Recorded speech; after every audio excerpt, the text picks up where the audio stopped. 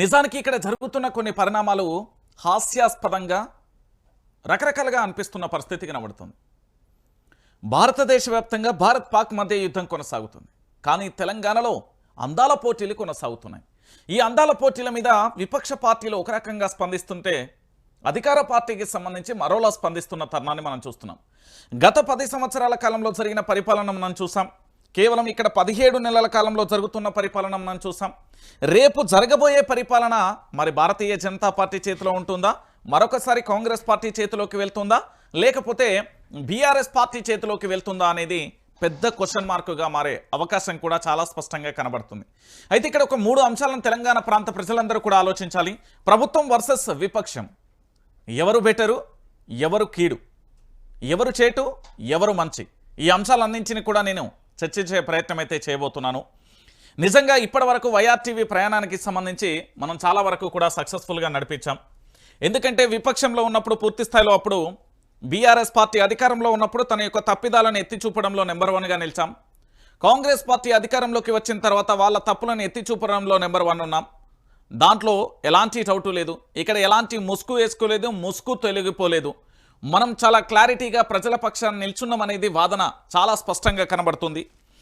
అయితే ప్రభుత్వం ఎప్పుడైనా తన తప్పిదాలను వివరించే క్రమంలో, అంటే ప్రభుత్వం చేస్తున్న తప్పులను చెప్తున్న తరుణంలో ప్రభుత్వం తన యొక్క తప్పులను సరిదిద్దుకునే ప్రయత్నం చేస్తే ఎలాంటి సమస్య కూడా ఉండదు. కానీ ప్రభుత్వానికి సంబంధించి పూర్తి స్థాయిలో ఆ తప్పులను ఎత్తి చూపిస్తున్న తరుణంలో తప్పులను పట్టించుకోకుండా మరో తప్పు చేస్తే అప్పుడు ప్రశ్నార్థకంగా ప్రభుత్వం యొక్క పరిపాలన మారిపోతుంది. సో ప్రస్తుతం తెలంగాణలో జరిగిన పరిణామం ఇదేనండి. వాస్తవానికి జరిగిన పరిణామం ఇదే.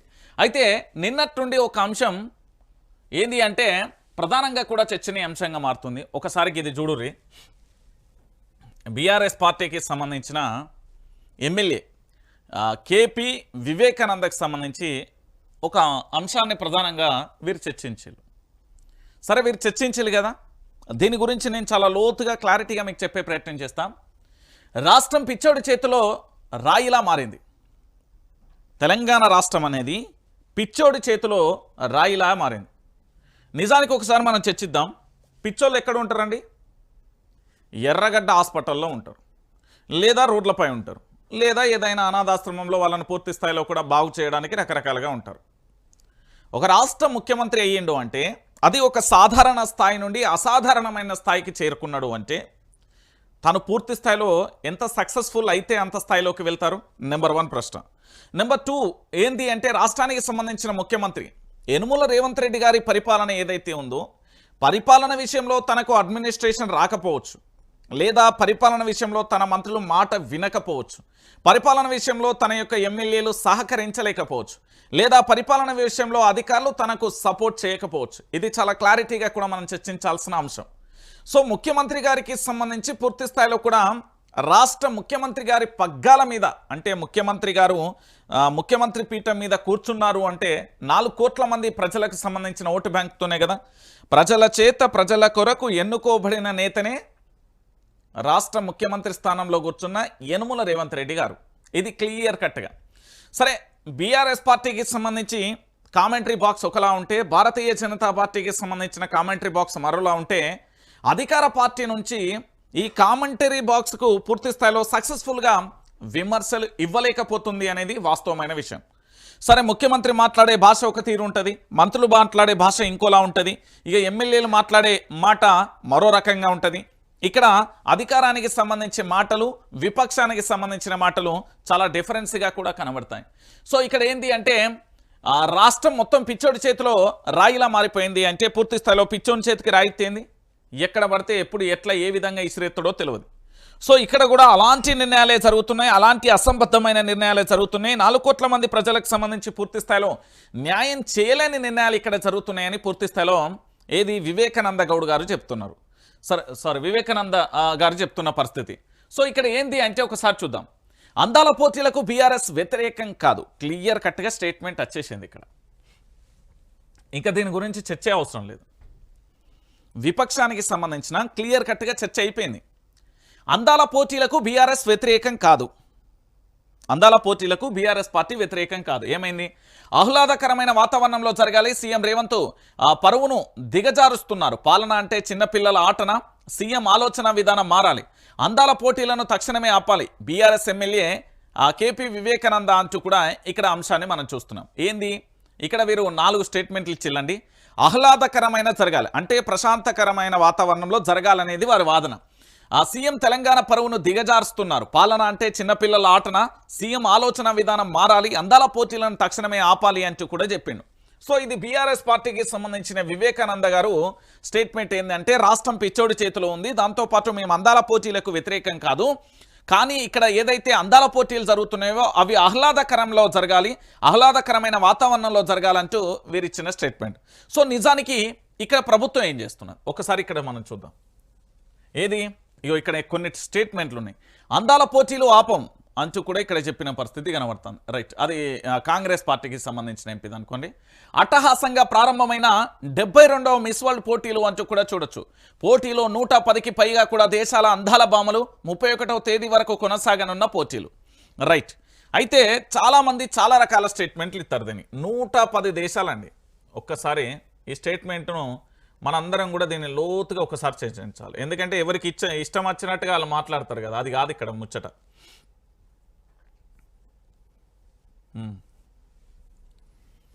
ఇక్కడ మీకు కనబడుతున్న ఈ అందాల పోటీలు ఉన్నాయి కదా, అట్టహాసంగా ప్రారంభమైన 72వ మిస్ వరల్డ్ పోటీలు. హైదరాబాద్లో 72వ మిస్ వరల్డ్ పోటీలు ఘనంగా ప్రారంభమయ్యాయి. ప్రారంభానికి ముందు అందశ్రీ రచించిన రాష్ట్రగీతం జయ జయ హే తెలంగాణ ఆలపించారు. 250 మంది కళాకారులతో కన్నుల పండుగ పేరని నృత్యం ప్రదర్శించారు. 110కి పైగా దేశాలకు చెందిన సుందరీమణులు ఈ కిరీటం కోసం పోటీ పడుతున్నారు. భారత్ తరపున మిస్ ఇండియా నందిని గుప్తా ప్రాతినిధ్యం వహిస్తున్నారు. నందిని గుప్తా ర్యాంపు పైకి రాగానే స్టేడియం మారుమోగింది. ఇక పూర్తి స్థాయిలో కూడా గుస్సాడి కుమ్మకొయ్య కళాకారుల ప్రదర్శన విదేశీ అతిథులను ఆకట్టుకుంది. కరేబియన్, లాటిన్ అమెరికాలతో పోటీదారుల రాక స్టార్ట్ అయింది. ముందుగా అర్జెంటీనా కంటెస్టెంట్ ర్యాంప్ వాక్ చేశారు. 2వ రౌండ్లో ఆఫ్రికా ఖండం, 3వ రౌండ్లో యూరోప్ ఖండం ప్రతినిధులు వారి సంస్కృతి సాంప్రదాయాలను ప్రదర్శించారు. చివరి రౌండ్లో ఆసియా ప్రతినిధులు ర్యాంప్ పైకి వచ్చారు. మొత్తం 22 దేశాల నుంచి ప్రాతినిధ్యం వహించారు. వారి యొక్క సంస్కృతి సాంప్రదాయాలను తమదైన శైలిలో ప్రదర్శించారు. రాష్ట్ర ప్రభుత్వ ప్రధాన కార్యదర్శిగా కె రామకృష్ణారావు, డీజీపీ జితేందర్ రెడ్డి, తెలంగాణ రాష్ట్ర పర్యాటక శాఖ చైర్మన్ పటేల్ రమేష్ రెడ్డి, నగర మేయర్ విజయలక్ష్మి, దాంతోపాటు మిస్ వరల్డ్ సీఈఓకు సంబంధించి జులియా మర్లేకు సంబంధించి, ఇక మిస్ వరల్డ్ 2024 విజేత క్రిస్టినాకు సంబంధించి తదితరులు ఈ ప్రారంభోత్సవ కార్యక్రమానికి హాజరయ్యారంటూ కూడా చెప్తున్న పరిస్థితి కనబడుతుంది. రైట్, ఇక్కడ విషయం ఏంది అనేది కూడా చూద్దాం. ఇక్కడ ప్రభుత్వం చెప్పిన లెక్కలు కాదు, ప్రభుత్వం చెప్పిన లెక్కల ప్రకారం పూర్తి స్థాయిలో కూడా 110కి పైగా దేశాలకు సంబంధించిన ప్రతినిధులకు సంబంధించి అంటే అందాల భామలు వచ్చారు అనేది మొదటి అంశం. సరే, ఇక్కడ బీఆర్ఎస్ పార్టీ వాదన ఎట్లున్నది అనేది క్లారిటీ అయిపోయింది. కాంగ్రెస్ పార్టీ వాదన ఎట్లున్నది అనేది క్లారిటీ అయిపోయింది. బీజేపీ ఈ విషయంలో సైలెంట్గా ఉంది, మీ అందరికీ తెలిసిన విషయమే. బీజేపీ సైలెన్స్గా ఉన్నది అందాల పోటీల మీద. ఎక్కడ కూడా స్టేట్మెంట్ కానీ ఇతరత్ర ఇవ్వకుండా చాలా క్లారిటీగా ఉన్న విషయం మీ అందరూ తెలిసిన విషయమే. సో ఇక్కడ పంచాయతీ ఎవరెవరి మధ్య నడుస్తున్నది? బీఆర్ఎస్ పార్టీకి సంబంధించిన సోషల్ మీడియా వారియర్స్, దాంతోపాటు కాంగ్రెస్ పార్టీ సోషల్ మీడియా. ఇక ఇక్కడ మిస్ అయితే ఏమవుతున్నది అంటే ఈ పార్టీకి సంబంధించి ఐదరారు ఈ పార్టీకి సంబంధించిన ఎమ్మెల్యే స్థాయి, ఐదరారు ఈ పార్టీకి సంబంధించిన ఎంపీ స్థాయి నుండి పంచాయతీ మొదలవుతుంది. అయితే అందాల పోటీల విషయంలో నేను చాలా క్లారిటీగా కూడా లోతుగా దీన్ని చర్చిస్తున్నా. ఎందుకంటే అందాల పోటీల విషయంలో ఇక్కడ 110 దేశాలకు సంబంధించిన అందాల భామలు వచ్చారు. వీళ్ళు ఏం చేస్తారు, మిస్ వరల్డ్కి సంబంధించి ప్రపంచవ్యాప్తంగా ప్రతి ఇయర్ ఇది 2025 మిస్ వరల్డ్కి సంబంధించి ప్రకటించడానికి ఉండే ఆస్కారం ఉంటుంది, అందరికీ తెలిసిన విషయమే. అయితే ఈ ఏదైతే పాక్ భారత్కు సంబంధించిన యుద్ధం, మీరందరూ భారత్కు సంబంధించిన యుద్ధానికి సంబంధించి మాత్రమే మీరు ఇక్కడ చూస్తున్నారు. పాక్ భారత్కు సంబంధించిన యుద్ధం ఏదైతే ఉందో ఈ యుద్ధంలో పూర్తి స్థాయిలో కూడా మొదటి కానప్పటి నుండి అందాల పోటీలకు సంబంధించి పూర్తి స్థాయిలో కూడా 200 కోట్ల రూపాయల పెట్టుబడితోనే పూర్తి స్థాయిలో కూడా ఈ అందాల పోటీల నిర్వహణకు ఏర్పాట్లు జరుగుతున్నాయి. ఈ ఏర్పాటు అనేది భారత్ పాక్ మధ్య యుద్ధం కొనసాగక ముందు నుంచే ఈ ఏర్పాట్లన్నీ కొనసాగుతూ వస్తున్న తరుణం కనబడుతుంది. ఈ 200 కోట్లతోని పూర్తి స్థాయిలో కూడా 110 దేశాలకు సంబంధించిన ఏదైతే అక్కడ ఉండే మీడియా కానీ పూర్తి స్థాయిలో కూడా అంటే ప్రసార మాధ్యమాల ద్వారా అన్ని దేశాలలో ఇప్పుడు 110 దేశాలకు సంబంధించి ఇక్కడ మిస్ వరల్డ్ పోటీలకు సంబంధించి ఆయా దేశాలకు సంబంధించిన అందాల పోటీలకు సంబంధించిన వారు ఎవరైతే ఉంటారో ర్యాంప్ వాకో క్యాట్ వాటో ఏదైతే ఒకటి చేస్తారు కదా, ఆ చేసే ప్రయత్నంలో భాగంగా అన్ని దేశాలకు సంబంధించి ఈ 110 దేశాలలో ప్రసార మాధ్యమాలలో భారత్లో అందాల పోటీలు కొనసాగుతున్నాయి. ముఖ్యంగా తెలంగాణ రాష్ట్రానికి సంబంధించిన హైదరాబాద్కు సంబంధించి గచ్చిబౌలి ప్రాంతంలో సో అండ్ సో ప్రాంతంలో జరుగుతున్నాయంటూ కూడా అక్కడ ప్రసార మాధ్యమాలలో ప్రచారం అనేది జరుగుతుంది. ఒకటి ఏంది అంటే ప్రభుత్వం ప్రతిష్టాత్మకంగా తీసుకున్నది ప్రసారం చేయడం, అంటే ప్రసార మాధ్యమాలలో ప్రసారం చేయడం. రెండవది 200 కోట్ల పెట్టుబడి దీనికోసం. మూడోది దీని నిర్వహణకు దాదాపుగా 5,000 మంది పోలీసుల సెక్యూరిటీ. నాలుగోది వచ్చేసి దీనికి సంబంధించి పూర్తి స్థాయిలో కూడా ఈ అందాల పోటీల విషయంలో ఏదైతే పెట్టుబడుల ఆహ్వానం కోసం, ఈ పెట్టుబడుల ఆహ్వానం కోసం అంటే తెలంగాణ రాష్ట్రం, భారత్లోనే తెలంగాణ రాష్ట్రం అనేది చాలా స్పష్టంగా కూడా ఒక కట్టుదిట్టమైన ఏర్పాట్ల మధ్య అందాల పోటీలు అనేది కొనసాగుతుంది. ఈ అందాల పోటీల ద్వారా తెలంగాణ రాష్ట్రానికి పెట్టుబడులను ఆకర్షించేందుకు ఇది మేము నిర్వహిస్తున్నామని రాష్ట్ర ప్రభుత్వానికి సంబంధించి వివరించే ప్రయత్నం చెప్తున్నది. ప్రధానంగా వారు చెప్పే అంశం ఒకటే, ప్రభుత్వం ఏదైనప్పటికీ కూడా మేము 200 కోట్ల రూపాయల పెట్టుబడి పెడుతున్నాం. పెట్టడానికి ప్రధానమైన కారణం ఏంటంటే మిస్ వరల్డ్కు సంబంధించి 2025 పోటీలు ఏవైతే ఉన్నాయో ఆ పోటీల ద్వారా భారతదేశంలోని మన తెలంగాణ రాష్ట్రాన్ని హైదరాబాద్కు పెట్టుబడులు తీసుకురావడం కోసమే మేము ఇలాంటి ప్రయత్నం చేస్తున్నామంటూ వాళ్ళు ప్రభుత్వానికి సంబంధించిన వాదన కొనసాగుతుంది. అయితే దీంట్లో విషయం ఏంటంటే మిస్ వరల్డ్ 2025 పోటీలు కానీ మిస్ వరల్డ్ 2024, 23, 21 ఇట్లా ఇయర్లీ మనం తీసుకుంటూ వెళ్తుంటే ఈసారి కూడా మిస్ వరల్డ్ ఏదో ఒక దేశంలో జరగాల్సిందే, అక్కడ పోటీలు జరుగుతూనే ఉంటాయి. ఎవరికి ఒకరికి మిస్ వరల్డ్గా ప్రకటించే ఛాన్స్ ఉంటుంది. ప్రతి ఇయర్ కూడా ఎవరినో ఒకరిని ప్రకటిస్తారు. ఇది ఏంది అంటే ఎప్పుడు జరుగుతున్న అంశంగా మనం పరిపాటిగా చూస్తున్న అంశం, అంటే ఎప్పటికీ జరిగేదే. ఈ కార్యక్రమం అనేది తెలంగాణలో జరగడం ఒక రకంగా మంచిదే. ఎందుకు అంటే ఇక్కడ 110 దేశాలకు సంబంధించిన అందాల భామలు వచ్చినప్పుడు ఈ 110 దేశాలకు కూడా హైదరాబాద్ అనేది పరిచయం అయిపోతుంది. తద్వారా హైదరాబాద్కు సంబంధించి భద్రత విషయంలో పాక్ భారత్ మధ్య యుద్ధం కొనసాగుతూ ఉంటే కూడా మనం చాలా గర్వంగా చెప్పుకోవాల్సిన విషయం ఏంటంటే భారతదేశంలో తెలంగాణ రాష్ట్రంలో హైదరాబాద్లో పూర్తి స్థాయిలో అందాల పోటీలు అనేది దిగ్విజయంగా కొనసాగుతున్నాయని చెప్పడంలో ఎలాంటి డౌట్ లేదు. దాంట్లో ప్రభుత్వానికి కితాబు ఇవ్వాల్సిందే. ప్రభుత్వం నిర్వహిస్తున్న దీంట్లో కూడా ఈ నిర్వహణలో పూర్తి స్థాయిలో కూడా సక్సెస్ అయింది అని చెప్పడంలో ఎలాంటి డౌట్ లేదు. ఎందుకంటే ప్రభుత్వం ఆలోచన 110 దేశాల్లో ప్రసార మాధ్యమాలు కానీ ఇక్కడ పెట్టిన ఈ 200 కోట్లకు దాదాపుగా ఒక 2,000 కోట్లైన పెట్టుబడులు తీసుకురావాలని కానీ 5,000 మంది పోలీసు బందోబస్తు మధ్య పూర్తి స్థాయిలో కూడా ప్రభుత్వం పకడ్బందీ ఏర్పాట్లు చేయడం కానీ పెట్టుబడుల ఆహ్వానం కోసం జరుగుతున్న కార్యక్రమంగా ప్రభుత్వం ప్రధానంగా కూడా వస్తున్న అంశం. అయితే ఇక్కడ మీరందరూ కూడా ఆలోచించాల్సిన విషయం ఏంటంటే ఈ అందాల పోటీలకు సంబంధించి పూర్తి స్థాయిలో విమర్శించే వాళ్ళు అందరూ ఉంటారండి. కానీ ఏదైనా ఒక కార్యక్రమాన్ని నిర్వహించడం ఎంత కత్తి మీద సాము అనేది కూడా మనం ఆలోచించాల్సిన విషయం. గత ప్రభుత్వానికి సంబంధించి ఇప్పుడు అందాల పోటీలు మిస్ వరల్డ్ 2025 నిర్వహించవచ్చు గాక, ప్రభుత్వం అధికారంలో ఉన్నది కాబట్టి వారికి అవకాశం ఉన్నది కాబట్టి వాళ్ళు నిర్వహిస్తున్నారు. గత ప్రభుత్వానికి సంబంధించి పూర్తి స్థాయిలో అనేక కార్యక్రమాలు నిర్వహించారు. వాళ్ళ ప్రభుత్వానికి అనుకూలంగా ఉన్నాయి, వాళ్ళు నిర్వహించిన పరిస్థితి కనబడుతుంది. అంటే రాష్ట్రం యొక్క పేరు దేశాలు ఖండాలు దాటిపోయే విధంగా కూడా ప్రసార మాధ్యమాలు చేసే అవకాశం ఉంటుంది. ఈ రాష్ట్రానికి సంబంధించి ఒక పక్కన పాక్ భారత్కి సంబంధించిన యుద్ధం కొనసాగినప్పటికీ ఇక్కడ బందోబస్తులో భారీగా ఉన్నది అనే ఒక పాజిటివ్నెస్ వస్తుంది. దానివల్ల పెట్టుబడులు ఆకర్షణీయంగా మారే అవకాశాలు కూడా ఉంటాయి అనేది ప్రధానంగా కూడా జరుగుతున్న ఎపిసోడ్. అయితే దీన్ని ఏంటంటే రకరకాల మందిగా రకరకాలుగా జరుగుతుంది, మీకు తెలియని విషయం కాదు. దాంట్లో కొంతమంది విమర్శించవచ్చు గాక, కొంతమంది పూర్తి స్థాయిలో దీన్ని ఎటుపడితే అటు చెప్పొచ్చు గాక. కానీ ఇక్కడ అందాల పోటీలు అనేది దేనికి అనేది సాధారణంగా కూడా మనం చూసుకుంటే ఈ అందాల పోటీలు అనేది తెలంగాణ రాష్ట్రానికి సంబంధించి ఖచ్చితంగా కూడా చాలా అవసరమే అని చెప్పొచ్చు. ఎందుకంటే గతంలో బీఆర్ఎస్ ప్రభుత్వ హయాంలో ఫార్ములా ఈ రేస్ కేసు ఏ విధంగా పోటీలకు సంబంధించి పర్యావరణ విషయంలో ఎలక్ట్రిక్ వెహికల్ని ఏ విధంగా ప్రోత్సహించిందో ఆ విధంగా పూర్తి స్థాయిలో ఇక్కడికి పెట్టుబడులు రావచ్చు అనే కోణంలో గత ప్రభుత్వం చేసింది.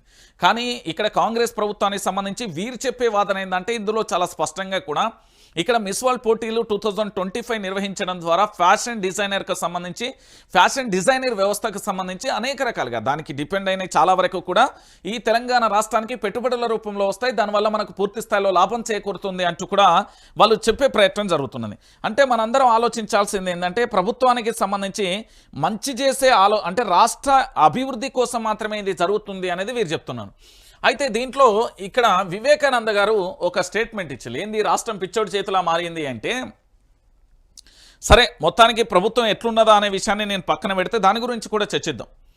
బీఆర్ఎస్ పార్టీ అధికారాన్ని కోల్పోయిన తర్వాత కాంగ్రెస్ పార్టీ అధికారంలోకి వచ్చిందండి. కాంగ్రెస్ పార్టీ అధికారంలోకి వచ్చినాక 17 నెలల కాలంలో వారి యొక్క తప్పిదాలు ఒక్కొక్క నెలలో ఒక్కొక్క తప్పిదం చేస్తూ విపక్షానికి ఆయుధాలను ఇచ్చే పరిస్థితి స్వయాన అధికార పార్టీ చేస్తున్న తరుణం అయితే మనకు కనబడుతున్న విషయం మనం చాలా స్పష్టంగా చూసాం. దాంట్లో ప్రధానంగా కూడా మేము 100 రోజులలో 6 గ్యారెంటీలు నెరవేరుస్తాం. అవి 6 గ్యారెంటీలు, 6 గ్యారెంటీలలో 13 అంశాలు ఉంటాయి. ఈ 13 అంశాలు మొత్తం 420 హామీలు ఉంటాయి. ఇవి కేవలం మేము 100 రోజులలోనే నిర్వహిస్తామనేది ఘోరమైన తప్పిదం జరిగింది. ఇది విపక్షానికి ఆయుధంగా మారిపోయింది. దాని తర్వాత పూర్తి స్థాయిలో కూడా డిసెంబర్ 9వ తారీఖున గిట్ల పోయి గట్ల తెచ్చుకోమనే రుణమాఫీ జరిగింది. ఆ రుణమాఫీ విషయంలో కూడా కాంగ్రెస్ ప్రభుత్వం వైఫల్యం చెందింది. వైఫల్యం చెందడంతో అది విపక్ష పార్టీకి ఆయుధంగా మారిపోయింది. దాని తర్వాత రైతు భరోసాకు సంబంధించి పెట్టుబడి సాయాన్ని మేము మంచిగా చేస్తాం, 7,500 నుంచి దాన్ని 15,000 ఇస్తామంటూ కూడా అక్కడ ఆయుధాన్ని విపక్షానికి ఇవ్వడం జరిగింది. దాని తర్వాత గురుకులాలలో సరైన ఫుడ్ పెట్టకపోవడం వల్ల విపక్ష పార్టీకి పూర్తి స్థాయిలో ఆయుధంగా మారిపోయింది. దాంతో తర్వాత ఆటో డ్రైవర్లకు సంబంధించి పూర్తి స్థాయిలో కూడా వాళ్ళ ఆత్మహత్యలు చేసుకుంటే ఫ్రీ బస్ వల్ల నష్టపోతున్నామని చెప్పడం వల్ల అది కూడా కాంగ్రెస్ పార్టీకి ఏంది విపక్ష పార్టీకి ఆయుధంగా మారిపోయింది. అది కాంగ్రెస్ పార్టీ వైఫల్యంగా మారిపోయింది. ఆ తర్వాత జర్నలిస్టుల మీద రకరకాలుగా కేసులు పెట్టడం అది కూడా కాంగ్రెస్ పార్టీకి మైనస్గా మారిపోయి విపక్షానికి ఆయుధంగా మారిపోయింది. దాని తర్వాత మరొక అడిగేస్తే కొడంగల్ నియోజకవర్గానికి సంబంధించి ఈ పారిశ్రామిక కారిడార్కు లేకపోతే పరిశ్రమలకు సంబంధించి భూములను లాక్కోవడం విషయంలో ఆ సున్నితమైన విషయాన్ని సున్నితంగా పరిష్కరించకపోవడం వల్ల అది తారాస్థాయికి చేరడం వల్ల అది జాతీయ స్థాయిలో పంచాయతీగా మారిపోయింది. తర్వాత నల్గొండ జిల్లాకు సంబంధించిన రామన్నపేటకు సంబంధించి కూడా ఆదానికి సంబంధించిన సిమెంట్ ఫ్యాక్టరీ విషయంలో కూడా భూములకు సంబంధించి అక్కడ వాతావరణం కలుషితం అయిపోతుంది. దాని సున్నితమైన విషయాన్ని మనం పరిష్కరించకపోవడం వల్ల అది కూడా విపక్షానికి ఆయుధంగా మారిపోయింది. ఆ తర్వాత హైడ్రాకు సంబంధించి పూర్తి స్థాయిలో సున్నితమైన అంశాలవి, అది సెన్సిటివ్ విషయాలు, ఎందుకంటే మనిషి యొక్క జీవితం మీద ఆధారపడి ఉంటాయి. దాన్ని కూడా స్వయంగా పర్యవేక్షించలేకపోవడం, వాళ్ళకి ఎంతో కొంత ఫైన్లు వేసి వారిని తీయకపోవడం అక్కడ మైనస్గా మారిపోయింది. అది విపక్షానికి ఆయుధంగా మారిపోయింది. దాని తర్వాత మూసి విషయంలో కూడా అదే జరిగిపోయింది. దాని తర్వాత తెలంగాణ రాష్ట్ర వ్యాప్తంగా ప్రాజెక్టులు ఉండి కూడా ప్రాజెక్టులకు సంబంధించి పూర్తి స్థాయిలో కూడా నీళ్లు ఉన్నప్పటికీ కూడా దాన్ని సద్వినియోగం అందించకపోవడం వల్ల వైఫల్యం చెందడం వల్ల అది కూడా విపక్ష పార్టీకి ఆయుధంగా మారిపోయింది. సో మొత్తానికి ఇవన్నీ కూడా విపక్ష పార్టీకి ఆయుధంగా మారిపోయింది. మరి ఈరోజు అందాల పోటీ కూడా ఆయుధంగా మారిందా, లేకపోతే అందాల పోటీ అనేది ఎలా మారిపోయింది అనేది ఒకసారి మనం చూద్దాం. ఇక్కడ అందాల పోటీలు ఆహ్లాదకరమైన వాతావరణంలో జరగాలని, యుద్ధ వాతావరణంలో కాదని తెలిపారు. అందాల పోటీలకు 3 అంచెల భద్రత కల్పిస్తామని ప్రభుత్వం షెడ్యూల్ ప్రకటించిందని తెలిపారు. అత్యవసర సేవలు యుద్ధ వాతావరణంలో కొనసాగాలని, అందాల పోటీలు కాదని స్పష్టం చేసింది. సలహాదారులు సీఎంకు ఏం సలహాలు ఇస్తున్నారో అర్థం కావడం లేదని వ్యాఖ్యానించారు. ఆపరేషన్ సింధూర్ నేపథ్యంలో ఖగార్కు సంబంధించి నిలిపివేయాలన్నారు. ఇక ఖగార్కు సంబంధించి ఈ ఖగార్ ఏదైతే ఉన్నో పాల్గొంటున్న బలగాలను కేంద్రం అత్యవసరంగా వెనక్కి పిలిపించిందని పేర్కొన్నారు. సైన్యానికి సంఘీభావంగా దేశమంతా ర్యాలీలు జరుగుతుంటే సీఎం అందాల పోటీలకు క్యాట్ వాక్ పోటీలలో బిజీగా ఉన్నారని విమర్శిస్తున్న పరిస్థితి కనబడుతుంది. ఇక్కడ సైన్యానికి ఆల్రెడీ ఈ తెలంగాణలో మొట్టమొదటిసారిగా రాష్ట్ర ముఖ్యమంత్రి యనుమల రేవంత్ రెడ్డి గారి సారథ్యంలోనే సంఘీభావం జరిగింది. ఆ తర్వాత జాగృతి వ్యవస్థాపక అధ్యక్షురాలు ఎమ్మెల్సీ కవిత ఆధ్వర్యంలో జరిగింది. ఆ తర్వాత మల్లారెడ్డి కాలేజీలో మల్లారెడ్డి, దాంతోపాటు మాజీ మంత్రి సిద్దిపేట ఎమ్మెల్యే తన్నీర్ హరీష్ రావు గారి సారథ్యంలో జరిగింది. అంటే ఇక్కడ 3 పర్యాయాలు సంఘీభావాన్ని జరిగిన పరిణామాన్ని వివరిస్తున్నా. దాంతోపాటు సీఎం అందాల పోటీలు క్యాట్ వాక్ పోటీలలో బిజీగా ఉన్నారని విమర్శించారు. అనేక విమర్శనాస్త్రాలు పోర్టులను కూడా మూసివేశారని, నిత్యావసర వస్తువుల ధరలు పెరుగుతాయని ప్రజల ఆందోళనలో ఉన్నారని పేర్కొన్నారు. ప్రజల భయభ్రాంతులను పూర్తి స్థాయిలో నిర్వృత్తం చేయాల్సిన సీఎం రేవంత్ అందాల పోటీల బిజీలో ఉన్నారని మండిపడ్డారు. అందాల పోటీలు రాష్ట్ర భవిష్యత్తుకు కీలకమని ఓ చీఫ్ సెక్రటరీ స్థాయి అధికారి మాట్లాడవచ్చా అని ప్రశ్నించారు. సీఎం తెలంగాణ పరువును దిగజారుస్తున్నారని మండిపడ్డారు. పాలన అంటే చిన్నపిల్లల ఆటనా అని ప్రశ్నించారు.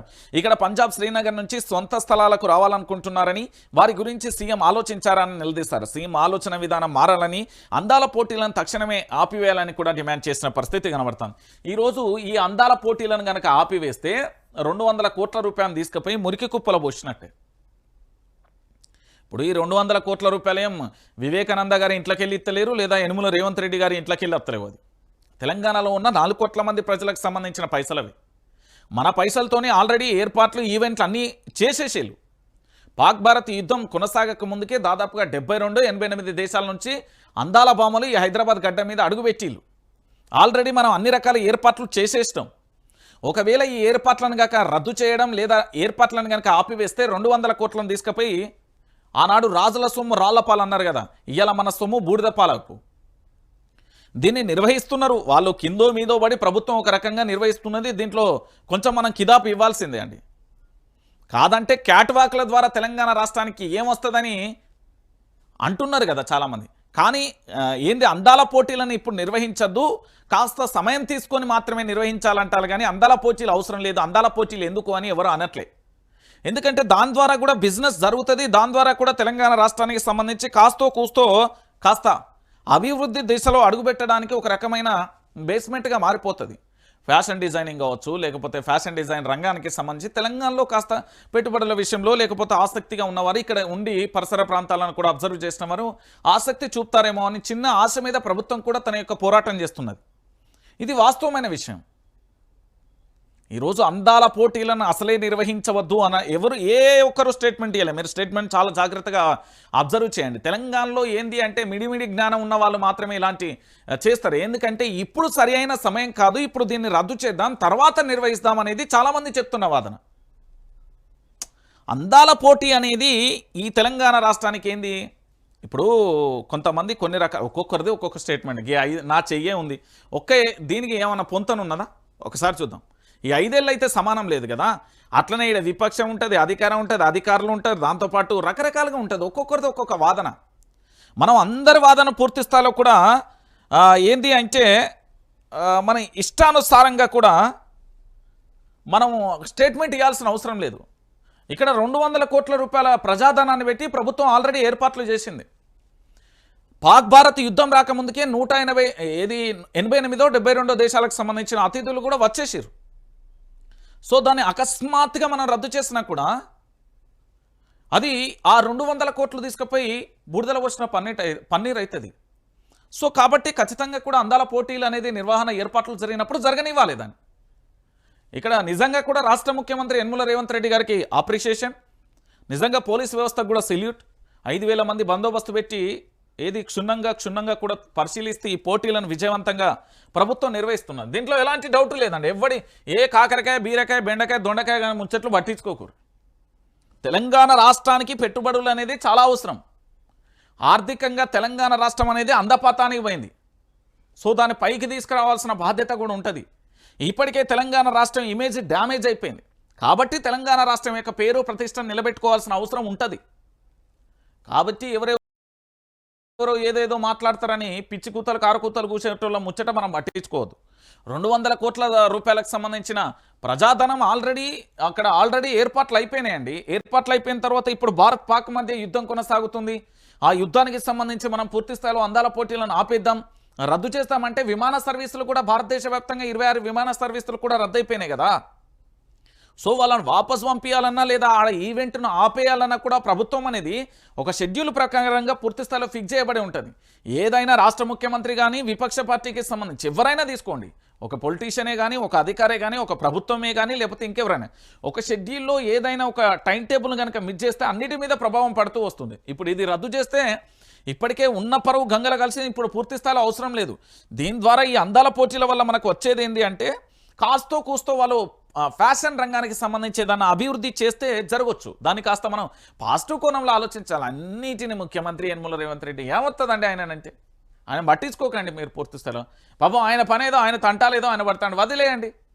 ఒక రాష్ట్ర ముఖ్యమంత్రిగా పూర్తి స్థాయిలో అధికారంలోకి వచ్చిన తర్వాత పాపం ఆయన ఎప్పుడు మినిస్టర్ కాలే, అడ్మినిస్ట్రేషన్ అర్థం కాలే, అడ్మినిస్ట్రేషన్కు సంబంధించి పూర్తి స్థాయిలో రాష్ట్రం యొక్క పరిపాలన ఎట్లుంటుందో తెలియదు. ఆయనకు మంత్రులు సపోర్ట్ చేయట్లేదు, అధికారులు సపోర్ట్ చేయట్లేదు, పార్టీ సపోర్ట్ చేయట్లేదు. ఆడికైనా పాపం ఏంటంటే తన మొత్తం ప్రభుత్వం వజనంతా ఆయన మీద వేసుకొని మోస్తున్నాడు. మోయనియండి, మీకేం నొప్పి అవుతుంది? అధికారంలో ఉన్నప్పుడు ఏమన్నా తెలంగాణ రాష్ట్రాన్ని పీకి పొడిచి రాయింది వీళ్ళు. గంగలపాలు చేసిళ్ళు. ఇప్పుడు వీళ్ళు కూడా గదే పని చేయబోతున్నారు. కాపాడుకుందాం మనం మా తెలంగాణ రాష్ట్రాన్ని. ఎవడో ఏదో కారుకూతలు ఊసిండని తెలంగాణ రాష్ట్రాన్ని ఆగం చేస్తారా ఇంత అందాల పోటీలు? ఆల్రెడీ నిర్వహణకు ఏర్పాట్లు అయిపోయినాయి. దాని గురించి సగం సగం ఆ మిడిమిడి జ్ఞానం ఉంటుంది. ఆ మిడిమిడి జ్ఞానంతో ఇష్టానుసారిగా కారుకూతలు కూస్తారు. ఏం కారుకూతలు ఇవి? తెలంగాణలో అందాల పోటీలకు 200 కోట్ల రూపాయలు ఆల్రెడీ ఖర్చు పెట్టిర్రు. ఇప్పుడు 200 కోట్లు ఎవరైనా ఇస్తానంటే రద్దు చేద్దాం. ఇప్పటికే తెలంగాణ రాష్ట్రం పూర్తి స్థాయిలో కూడా ఆగమైపోతున్న పరిస్థితి కనబడదు. దాన్ని కొంచెం గాడిలో పెట్టుకుందాం. 24 గంటలు రాష్ట్ర ప్రభుత్వాన్ని స్టేట్మెంట్ చేయాలి, లేదా విపక్షాన్ని సపోర్ట్ చేయాలి, లేకపోతే అధికార పార్టీనే చేయాలంటే కుదరదు. ఆల్రెడీ 200 కోట్ల రూపాయల విషయంలో ఇది పూర్తి స్థాయిలో కూడా ఏంది అంటే పోటీలు ప్రారంభమైపోయినాయి. పోటీలు ప్రారంభమైపోయిన తర్వాత కుదరదు. ఇప్పుడు రాష్ట్ర ప్రభుత్వానికి సంబంధించి యనుమల రేవంత్ రెడ్డి గారి నాయకత్వంలో కాంగ్రెస్ పార్టీ అధికారంలో ఉంది. రాజీనామా చేసి కొత్త ప్రభుత్వం ఏర్పాటు చేయాలంటే రాదది. దాని తర్వాత గవర్నర్ గారి చేతికి పోతుంది. ఆ తర్వాత సెంట్రల్లో ఉన్న బీజేపీ ఏమన్నా ఆ స్విచ్ను రివర్స్ చేసింది అనుకో, ఆటోమేటిక్గా ఏమైపోతుంది, రాష్ట్రపతి పాలన వస్తుంది. ఇక్కడ ఎవడిష్టం వచ్చినట్టుగా వాడికి ఏంది అంటే వెనక పైసల బల్పుతో ఉన్నాడు ఒక్కొక్క రాజకీయ నాయకుడు. దిస్ ఇస్ ఫ్యాక్ట్ అండి. బయటికి ఊసర వెళ్ళి డైలాగులు వేస్తారు కానీ ఒక్కొక్కటి పైసల మదంతో ఉన్నారు. వాళ్ళ అన్ని అక్కిత్తా అతి తొందరలో ఒక్కొక్కటి జాతకం తీస్తా. అన్ని పార్టీలే తీసి ఒక్కొక్కరిని ఆట మంచిగా ఉండదు. ఈసారి ఇక నేను చూపెడతా కదా. అందాల పోటీలు అనేది తెలంగాణ రాష్ట్రానికి జరగనివ్వండి. మీకేమైనా నొప్పి అయితే గమ్మున అన్ని మూసుకొని ఇంట్లో కూకోర్రి. కానీ తెలంగాణ రాష్ట్రంలో అందాల పోటీలు జరగద్దంటే ఎందుకు జరగద్దు పోయి? 110 దేశాలలో హైదరాబాద్కు సంబంధించి తెలంగాణ రాష్ట్రం ఉన్నది. తెలంగాణ రాష్ట్రంలో గచ్చిబౌలిలో పోటీలు జరుగుతున్నాయి అనేది బాజాప్తుగా చూపెడతారు. దానిలో మీకు వచ్చే నొప్పింది? అరే మీకు వచ్చే నొప్పిందిరా భయ్, నాకు అర్థం కాదు. 110 దేశాలకు సంబంధించి అందాల పోటీలు జరుగుతాయి. 200 కోట్ల రూపాయలకు పంచాయతీ. అదేం తమాషానా? అది ప్రసార మాధ్యమాలలో 110 దేశాలలో ప్రసార మాధ్యమాలలో ప్రసారం అవుతున్నాయి. పాక్ భారత్ మధ్య యుద్ధం జరిగిందంటే పాక్ భారత్కు సంబంధించి ఇవాళ ఒక్కరోజే యుద్ధం వచ్చిందా? ఏదో పాక్ భారత్కు సంబంధించిన యుద్ధం అని మాట్లాడుతున్నారు కదా. ఆ యుద్ధం కథ ఏందో కూడా నేను చెప్తా. ఈ దేశ